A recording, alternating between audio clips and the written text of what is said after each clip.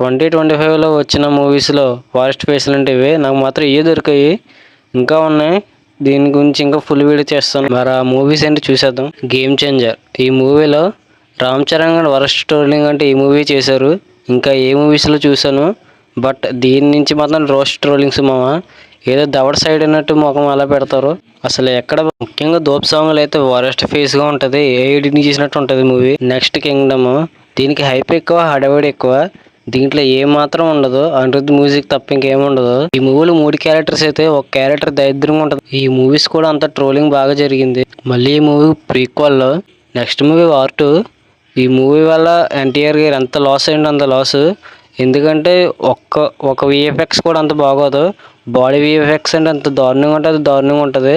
అసలు ఎన్టీఆర్ని అసలు ఇందులో చూడలేకపోయాం. నెక్స్ట్ వచ్చిన మూవీ హరిహర వీరమల్లు. దీనికి ఉన్న వరస్ట్ విఎఫ్ఎక్స్ అంటే ఇదే. ఆదిపురుష్ తర్వాత ఈ మూవీ వస్తుంది. అంత దారుణంగా ఉంటే విఎఫ్ఎక్స్లు. అసలు పవన్ కళ్యాణ్ ఎలా చూపించారో వాడు అలా చూపించారు. అసలు మూవీని కూడా చూడబుద్ది అవ్వలేదు, అలా ఉన్నారు. అసలు నాకు నచ్చిన లుక్ అంటే ఈ లుక్ ఏమో అంత అలా బాగుంటుంది. ఇంకా నుంచి ఏ మూవీ నచ్చదు. అన్నిసార్లు పోస్ట్ పోన్ చేసుకున్నారు, అయినా ఒక్క రిజల్ట్ కూడా చూపించలేదు దీంట్లో.